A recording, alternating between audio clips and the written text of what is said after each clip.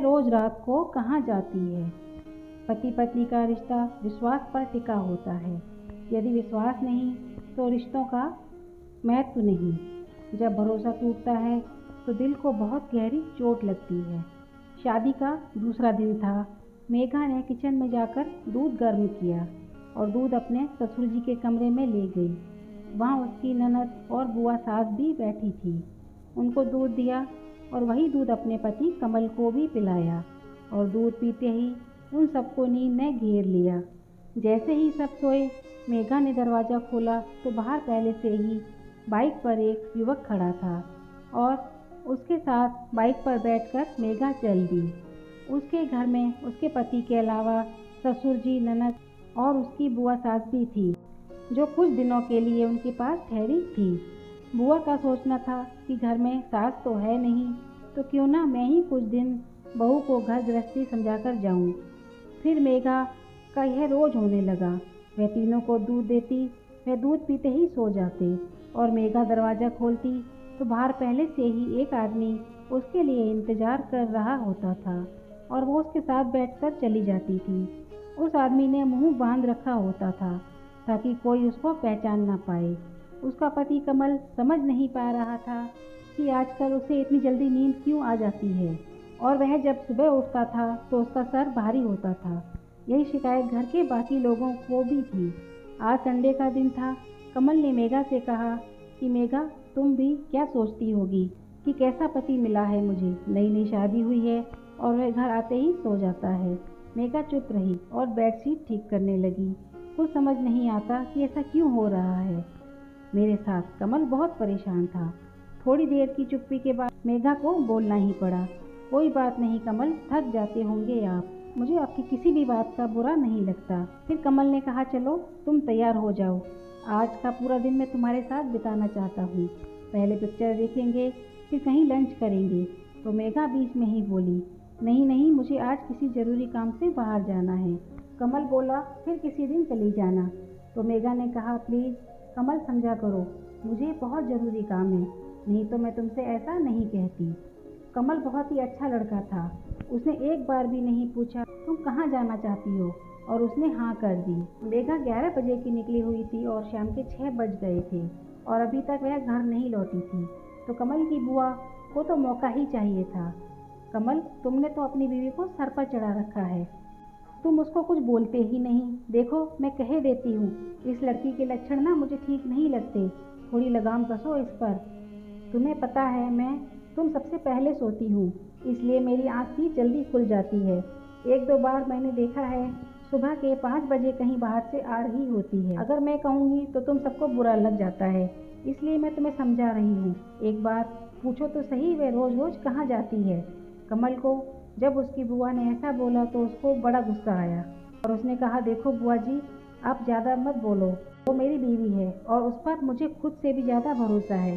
सुबह आ रही होगी जॉगिंग करके, मैं क्यों शक करूं उस पर। आप बेकार में मेरे दिमाग में उसके खिलाफ शक ना डालो। और कमल गुस्सा होकर अपने कमरे में चला गया।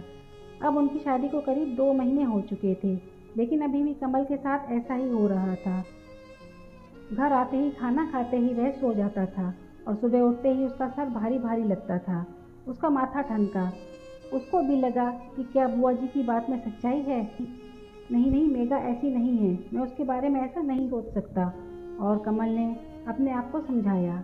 फिर उसने सोचा कि एक बार पता करने में क्या जाता है, बुआ जी भी बार बार बोलती हैं, उनका मुंह भी बंद हो जाएगा। कमल ने सोचा, अगर सीधा मेघा से पूछूंगा तो उसको बुरा लगेगा। और उसने मेघा का लाया हुआ दूध नहीं पिया, दूध को चुपचाप गिरा दिया और सोने का नाटक करने लगा। जैसे ही मेघा घर से बाहर निकली, उसने मेघा का पीछा किया। जिस लड़के के साथ बैठकर वह गई थी, उस लड़के ने उसको शहर से कुछ दूरी पर एक छोटे से घर के बाहर लाकर छोड़ दिया था और वह चला गया था। मेघा अंदर गई और अंदर से दरवाज़ा बंद कर लिया। कमल ने सोचा, खिड़की से देखता हूँ, क्या पता कुछ नज़र आए। और उसको खिड़की से बहुत कम दिख रहा था, पर उसको जो दिखा वह सोच भी नहीं सकता था। उसने देखा मेघा एक लड़की की साड़ी उतार रही थी और यह सब देखकर उसका दिमाग खराब हो गया। उसको लगा कि मेघा एक लड़की के साथ है और उसने बाहर से दरवाज़ा खटखटाया। दरवाज़ा खोलने में करीब 5 मिनट लग गए थे, लेकिन वह ज़ोर ज़ोर से दरवाज़ा खटखटाता रहा जब तक दरवाज़ा खुल नहीं गया। जैसे ही दरवाज़ा खुला, कमल को सामने देख मेघा के होश उड़ गए। कमल उसके पीछे यहाँ कैसे आ गया और उसने अपनी गर्दन झुका ली। कमल अंदर आ गया। उसने कहा, तो यह सब चल रहा है। मैंने ही बुआ जी की बात का कोई भरोसा नहीं किया। तुम ऐसी लड़की निकलोगी मैंने कभी सपने में भी नहीं सोचा था। अगर तुम्हें एक लड़की से प्यार था तो तुमने मुझसे शादी क्यों की? शादी से पहले मना कर देती। मैं तुम्हारे साथ जोर जबरदस्ती नहीं करता। अरे मेरी बात तो सुनो, मेघा ने कहा, और कमल ने गुस्से में आकर एक चांटा उसकी गाल पर धर दिया। मेघा रोने लगी। अब ये घड़ियाली आंसू बहाना बंद करो, ओके? मैं जा रहा हूँ और तुम्हारा सामान यहीं भिजवा दूंगा। अब तुम्हें घर आने की कोई ज़रूरत नहीं। जैसे ही कमल वहाँ से जाने लगा, मेघा ने उसका हाथ पकड़ लिया और कहा, कमल बस एक बार मेरी बात सुन लो, फिर चले जाना, मैं तुम्हें नहीं रोकूंगी। फिर मेघा कमल का हाथ पकड़कर अंदर ले गई, जिस कमरे में वह लड़की बैठी हुई थी। और जैसे ही कमल ने उस लड़की को देखा तो चौंक गया। वो लड़की प्रेग्नेंट थी और उसकी शक्ल काफ़ी हद तक मेघा से मिल रही थी। ऐसे मत चौंको कमल, ये मेरी बहन है, मुझसे छोटी। क्या? कमल ने थोड़ी तेज आवाज़ में कहा। हाँ, तुमने सही सुना, मेघा ने कहा। मेरे घर वालों ने तुमसे यह बात छुपाई कि मेरी एक छोटी बहन भी है। तुम्हें सिर्फ यही बताया कि मेरा एक भाई है और मैं हूँ। कमल ने कहा, तो ये यहाँ अकेली क्यों रहती है? तो क्या रातों को तुम इसके पास ही आती थी और संडे को भी तुम यहीं आई थी? हाँ, संडे को मुझे इसको डॉक्टर के पास लेकर जाना था चेकअप के लिए, क्योंकि मेरी बहन प्रेग्नेंट है और उसकी मानसिक हालत भी ठीक नहीं, इसलिए मुझे रात को इसके पास आकर रहना पड़ता था। दिन को तो मैंने एक औरत का इंतजाम किया हुआ है इसको संभालने के लिए, लेकिन रात को मुझे यहाँ आना पड़ता है क्योंकि वह औरत रात को यहाँ रुकने के लिए तैयार नहीं है। यह ना खुद खाती है ना खुद अपने कपड़े बदलती है, और वह जो मुझे यहाँ छोड़ने आता था वह मेरा चचेरा भाई है।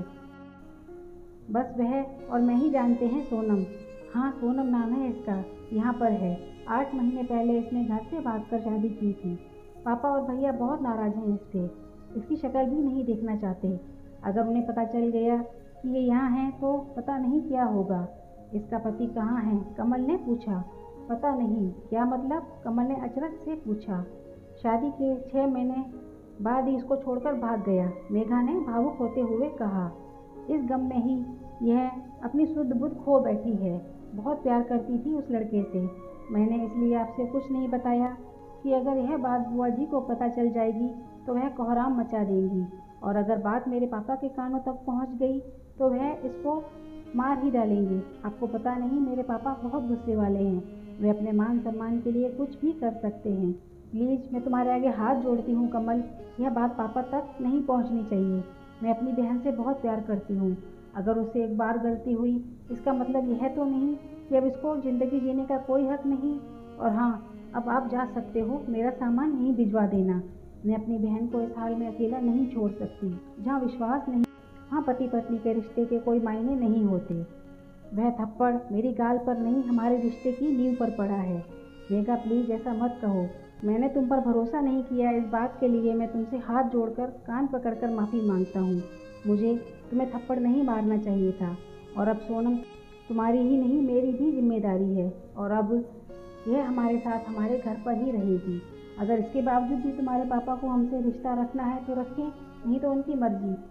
और हाँ, अगर बुआ जी ने जरा भी चूं चपड़ की तो उनका भी टिकट कटवा दूंगा, और हम दोनों मिलकर ढूंढ लेंगे उस लड़के को और पूछेंगे कि उसने ऐसा क्यों किया, और फिर उसको सज़ा दिलाए बिना अब मैं चैन से बैठने वाला नहीं हूँ। जब इसका बच्चा इसकी गोद में आएगा तो इसकी मानसिक हालत भी सुधर जाएगी, फिर हमारे प्यार और केयर से और भी जल्दी ठीक हो जाएगी। यह वैसे मानना पड़ेगा, बहन हो तो तुम्हारे जैसी।